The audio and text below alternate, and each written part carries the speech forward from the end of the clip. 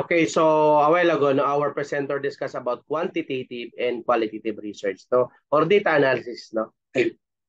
Uh, when we say data, no, there are numerical facts and figures from which conclusions are drawn using statistical analysis.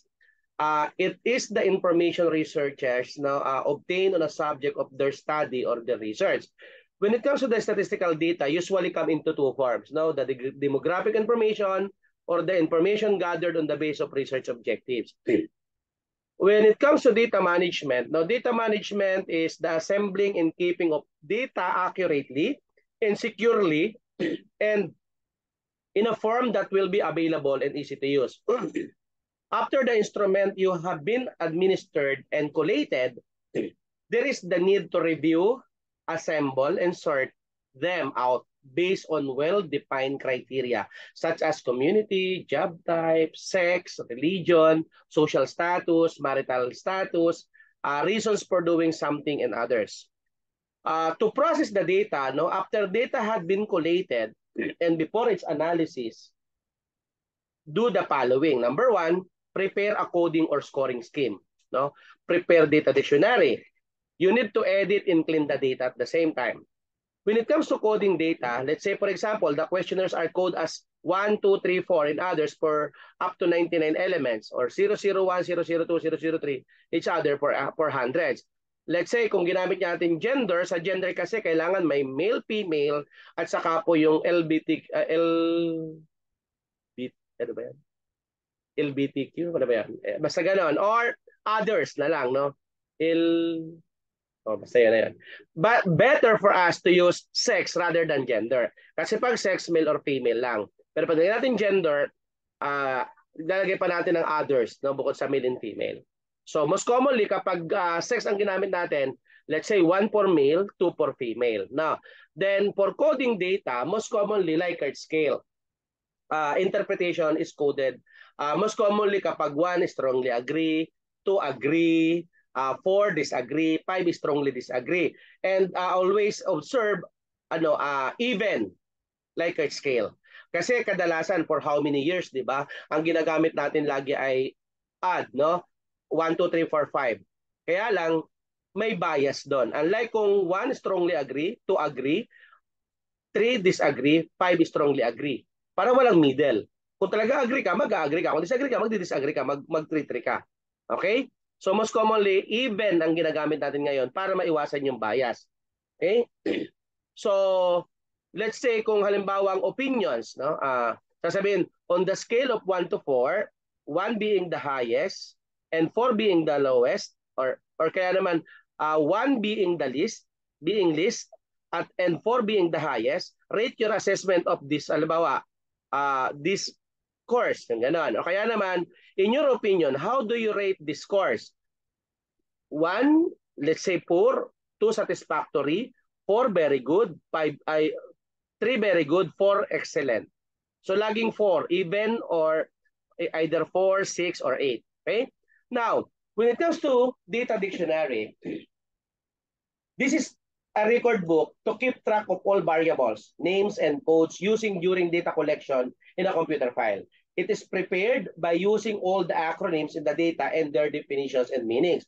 Most commonly kasi kapag sinabi nating data dictionary, no, we need to understand yung, let's say for example, yung mga ginamit natin ng mga acronyms, no, and sometimes definition and meaning, nasa data dictionary yon. For data editing, no, handling missing data, when questionnaires are returned and are being retrieved, one is likely to encounter wrong and no response. So when this occurs, the researcher can do one of two things. Number one, you can remove, ito kailang ginagawa siya. When questionnaire are returned and are being retrieved, one is likely to encounter wrong and or no responses. Meron kasing sasagutan yung 4, yung 3 hindi. Anong gagawin natin pag naka-encounter tayo ng ganon? Number 1, you need to remove the respondents from the analysis if no response. Number 2, insert the average response into the missing case. But we need to take note that this can lead to data torturing. Kaya hindi talaga advisable. Don't know, not applicable responses must be clearly defined as to how they will use in the analysis. And during the analysis process, data analysis can be thought of as making graphical and numerical meaning out of raw or processed statistical data. Okay? Data analysis involves summarizing data with tables and presenting it using graphs.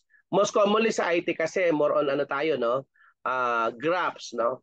Pero statistically, pag pinag-usapan natin yung educational research, most commonly, ipinipresent natin siya as table. No? It also includes statistical calculations to ensure statistical truths and relevance of data gathered. So we summarize data with frequency tables or contingency tables. Okay. The data represented in tables are presented using pie chart. That is way back 2010. May table na, may chart pa. Right now, it depends. If you wanted to use chart, go chart. Go ka sa chart.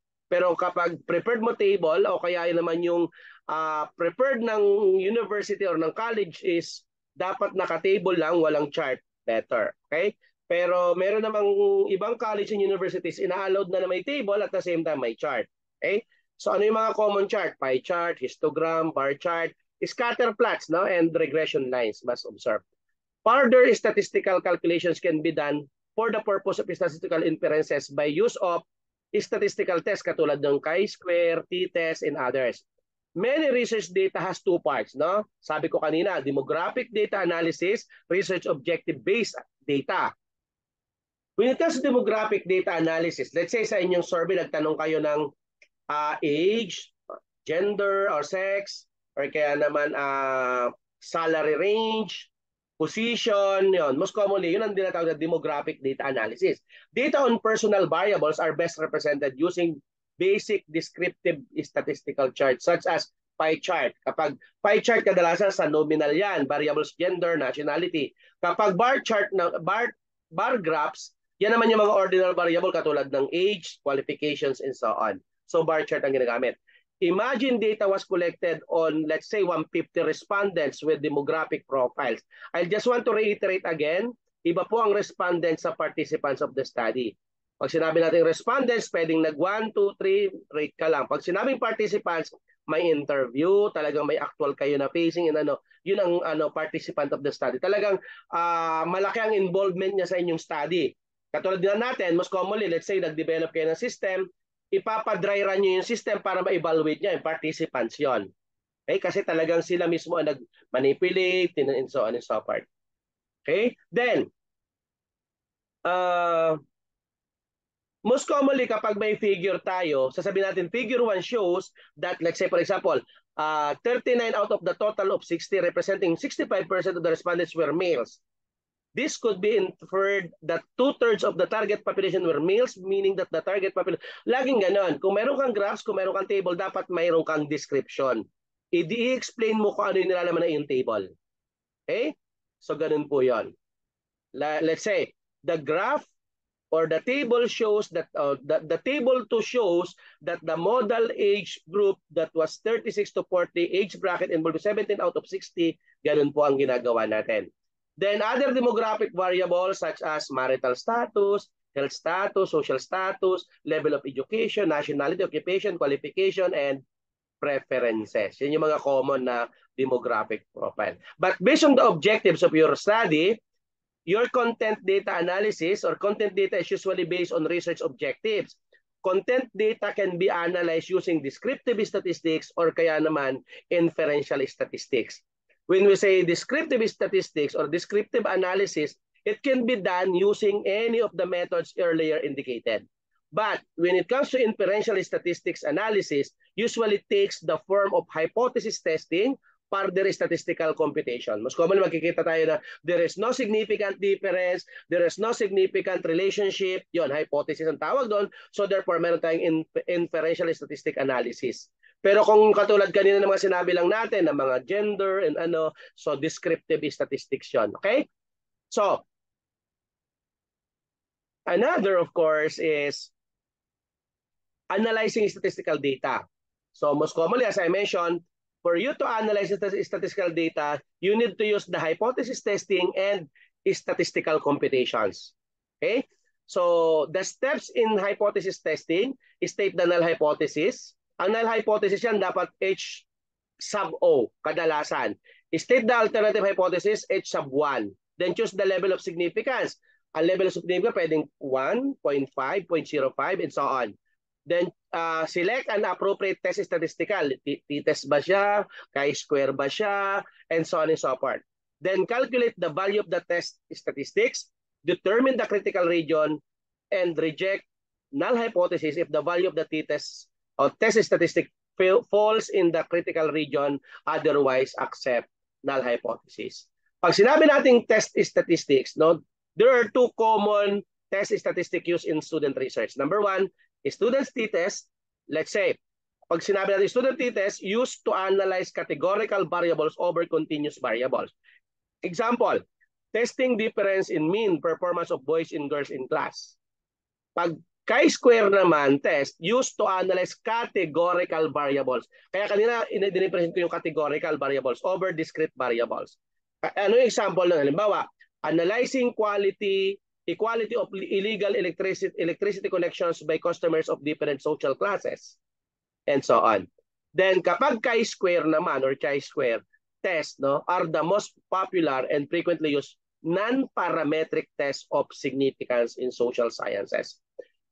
In a chi-square, the data collected in the study or observed frequencies are compared with the expected data or expected frequency. Their actual difference determines the level of significance. Okay?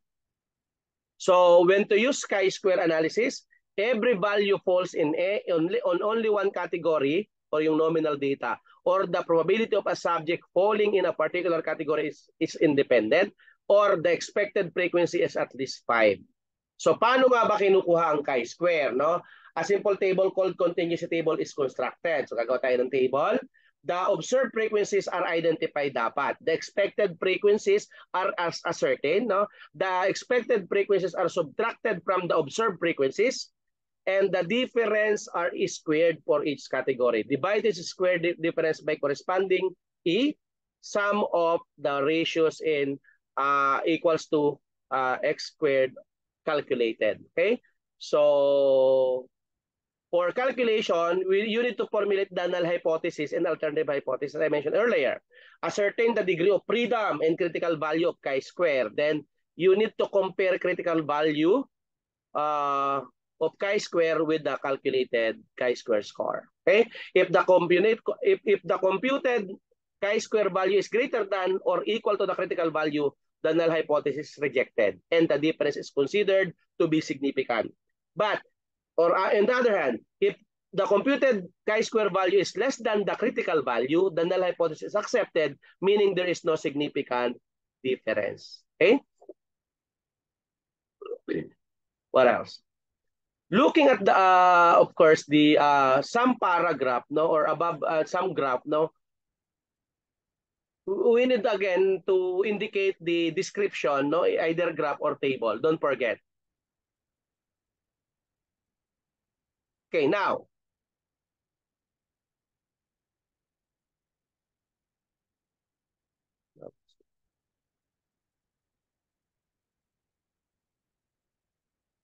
Okay, another thing.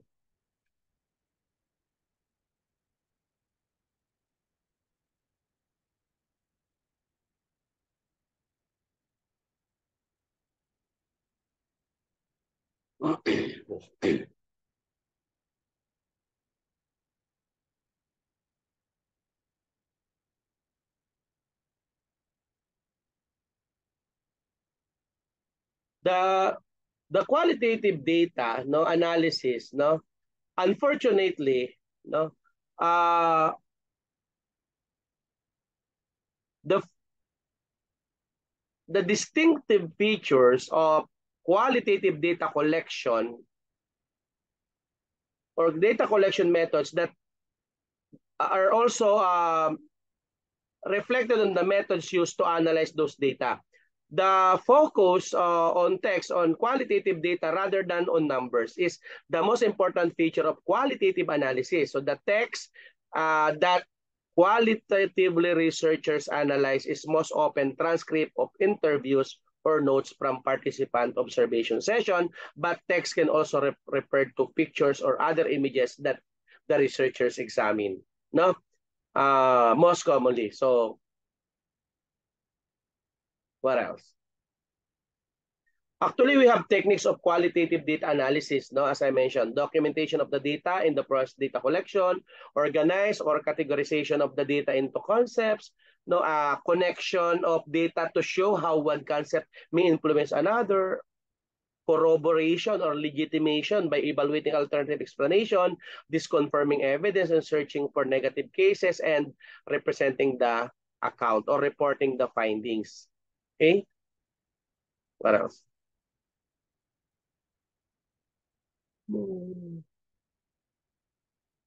So, to sum up the discussion, no?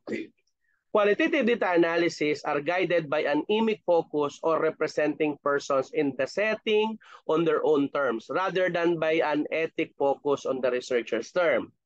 Why do I need to elaborate more about qualitative data? Kasi most commonly, ang IT gumagawa rin tayo ng mixed method. Pag sinabing mixed method, combination may quali na, may quantitative pa. Kaya lang hindi tayo ganun ka-well-versed pagdating sa qualitative. Most of the time, ang IT, quantitative ang ginagawang study.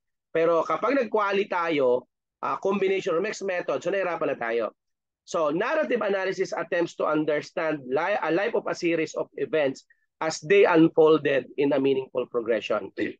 So a while ago, no, our presenter, I've heard from the presenter, grounded theory connotes a general explanation that develops in interaction with the data and is continually tested and refined as data collection continues. No? Case studies, no, use stick description and other qualitative techniques to provide a holistic picture of a setting or group.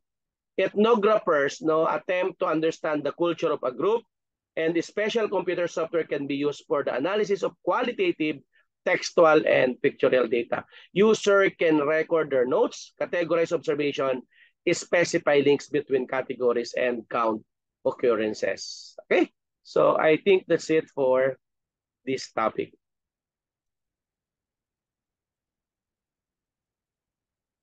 Okay, so may I request everyone to please turn on your camera para sa ating attendance for today.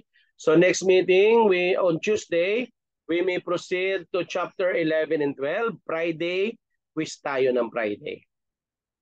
Next week.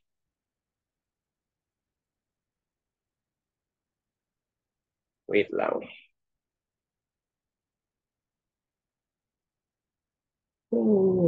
Nakapakain ako madami 8 p.m. Ay, 7 p.m. pala tayo.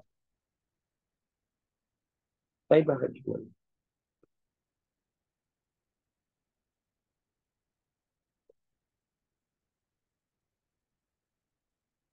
Paano lang?